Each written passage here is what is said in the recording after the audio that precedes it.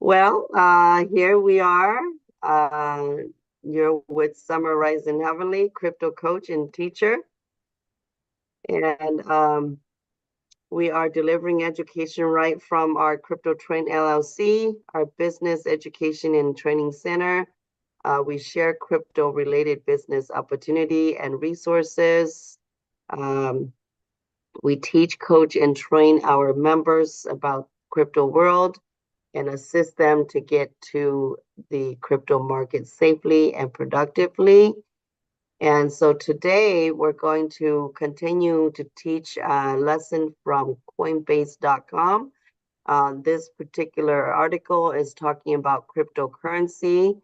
And so there are several topics in this article.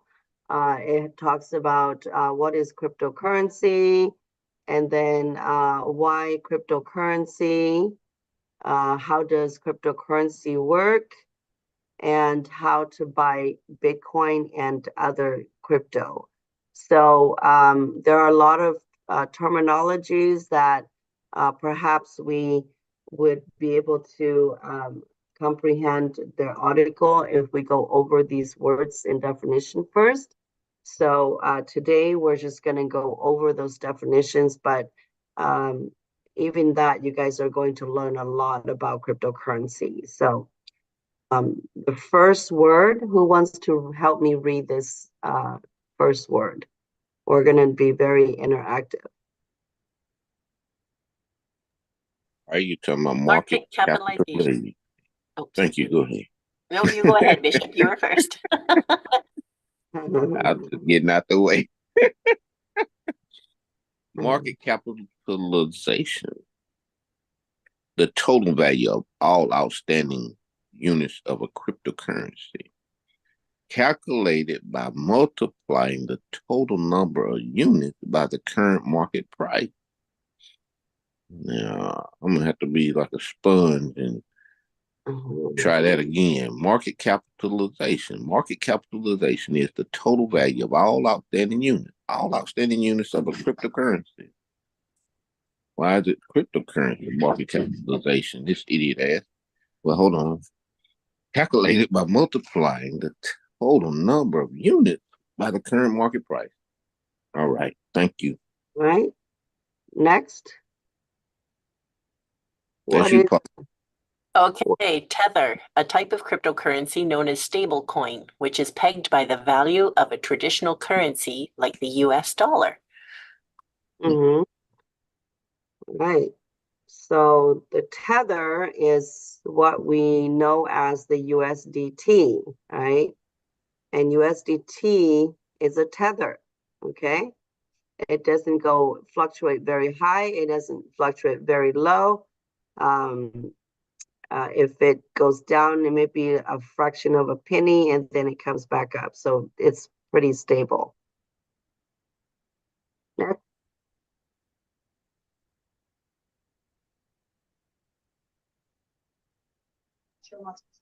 Elena, a test and scalable cryptocurrency that uses a proof of stake consensus algorithm to secure its network.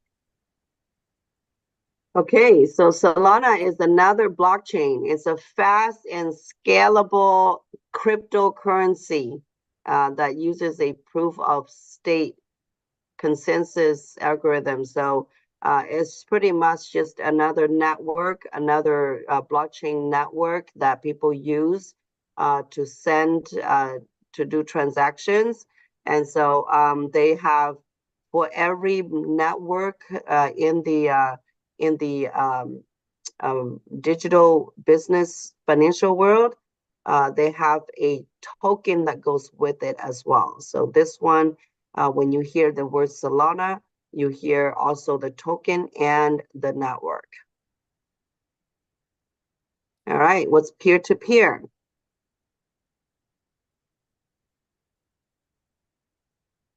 Peer-to-peer is a decentralized network where equal nodes can simultaneously act as both suppliers and consumers of resources without a central authority controlling it. So I am your peer, you are my peer. We can do business by sending money to each other. All right. So when you send money to me, then I become your transaction peer, and you are mine. So that's pretty much what it's saying. And our transaction doesn't depend on anyone else in the central bank or in the controlled by the government. That's what makes the decentralized network powerful. Okay, so open source, you guys heard this a lot. Open source software, what does that mean? Somebody. Software that is freely available, well, modifiable, and distributable by anyone. Distributable by anyone, okay. Yeah, so open source. Open source is a word for a software. It's a word for a software that allows free transactions and modification without the control of the central authorities. And then blockchain. So what is a blockchain? It is a disputed digital ledger. Distributed. Yeah. So a ledger right now, the blockchain is a technology ledger that records all transactions made with a particular cryptocurrency, ensuring security, transparency, and immutability.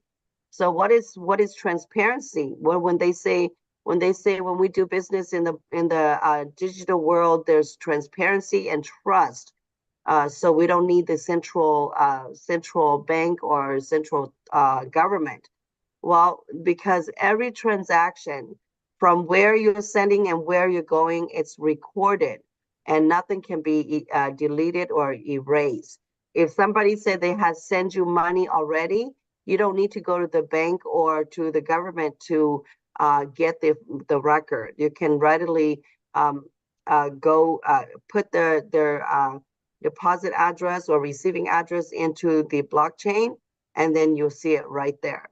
So that's what a blockchain is. It's a network, and it's technical, it's digital, it's only in the crypto world that this exists. So moving forward, blockchain is going to be used to do all types of businesses and transactions. It's not going to just dealing with money, but with I'm sure that with other things as well. All right. And if you guys need clarification, make sure you ask, okay? Okay, have you guys heard of this word vetted? Okay, so vetted is where you verified or validate transaction through a process of examination and approval. Okay, so we, when we do business with third party, there's always a process of vetting because you don't get your money right instantly, like within a fraction of a second. They always take time to view it first before they authorize the transaction. And so that's what vetted means. And also vetted all the Bitcoin miners and who tracks all these transactions, they go through the process of vetting as well. Okay, so distributed is spread across multiple locations or nodes rather than being controlled by a central government. So distributed just means that, they're sending out. It's a transaction, okay? Breaking through technology. Obviously, you guys know what that means. a innovative solution or method that significantly improves or revolutionizes a field or process. So with blockchain technology, it's a breakthrough in the technology, right? It's a technology's never been available before. So consensus, a method used by blockchain network to validate and agree on the state of the blockchain, ensuring the integrity of the network. We don't get to do this high level of consensus, but the developers, the miners, they're the ones, the nodes, they're the ones that has to build consensus before they authorize these, they put a transaction on the blockchain. Portability, the ability to access and use your cryptocurrency holdings from anywhere in the world without being tied to a specific financial institution or government. Algorithm is a method used by a blockchain network. This is a math word to validate and agree on the state of the blockchain, ensuring the integrity of the network. Okay, so remember, there's a lot of math calculation that goes into these transactions, all right? And building consensus, authorizing vetting process. So writing a vetting process that they go through. It involves a lot of math. Consensus algorithm, a method used by a blockchain network to validate and agree on the state of the blockchain, ensuring and the integrity of the network. So irreversibility, it's a permanent nature of cryptocurrency transactions, which cannot be reversed or tampered with. Okay, so if you're talking about safety, if you're talking about security, if you're talking about transparency, nothing is more transparent than doing business in the crypto world using blockchain technology. It's even better than central bank central services because with the central services, it's human that gives you those assurance and trust. You have to take their word for it. Here, you don't have to take anybody's word for it. You can, go and find the transaction yourself. And once the transaction has been launched, it cannot be reversed or erased. Okay, we went through portability already. So portability is just the ability to access and use your cryptocurrency holding from anywhere in the world without being tied to a specific financial institution or government. Transparency, what does that mean? The public visibility of all transactions on a cryptocurrency network, ensuring accountability and trust.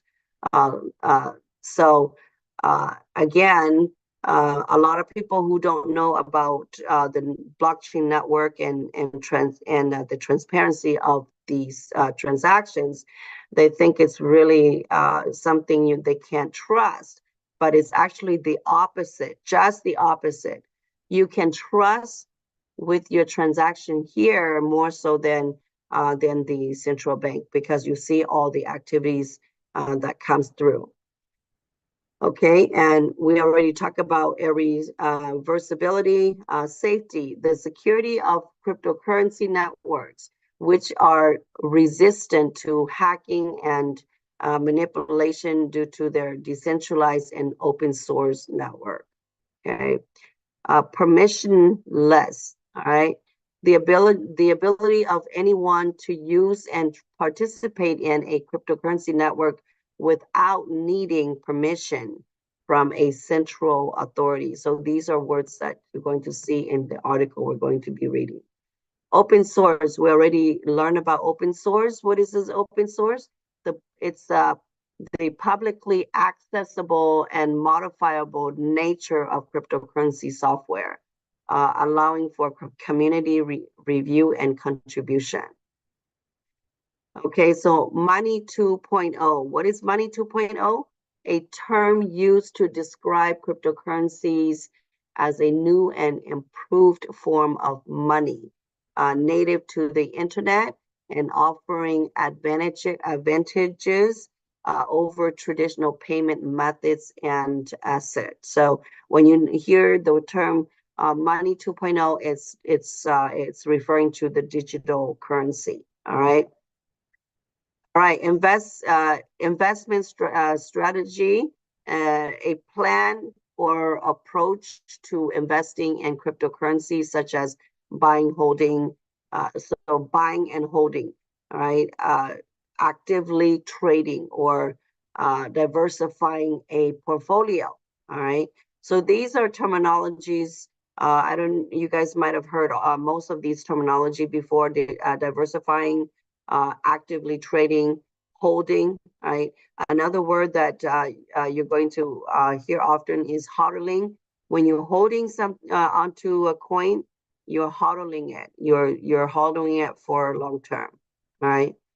So economic freedom, you guys know what that means.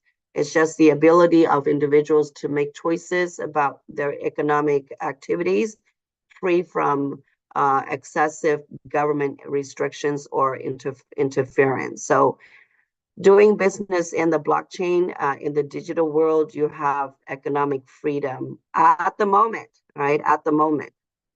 Okay, borderlessness. All right, the ability of digital currencies to transcend national borders and facilitate global transactions without restrictions. So because it's right now it's decentralized, it's controlled, on monitored. Uh, um, there is no boundary in terms of all your transactions and where it's going. If the country government allows their citizens to receive digital currency, you can send money anywhere, any place to those countries. So you hear this word a lot, fiat, right? Fiat wallet, fiat currency. What is fiat, right? Well, I didn't know the word fiat until I came into the crypto world. I thought fiat is a part of cryptocurrency, but it's actually not. Fiat is the traditional currency that we're currently using right now in the central world, okay? And so traditional currencies issued and regulated by the government, which can be subject to inflation, devaluation, and other economic risks, right? So we know about inflation right now, right? From the documentary we learned the other day, our currency is going through a process of inflation 2% every year, right? All right, volatility. Well, what's volatility?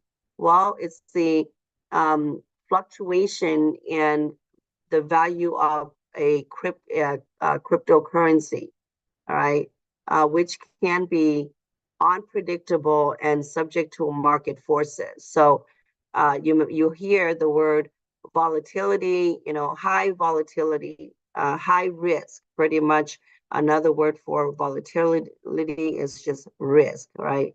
So it's very risky, but what's not risky, right?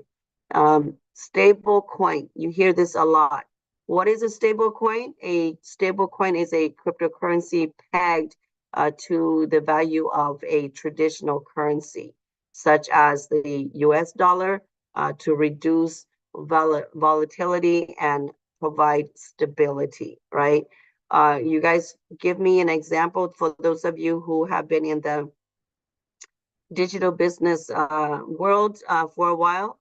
Give me a couple of name some coins that are considered stable coin. What are at least 3 coins that are stable?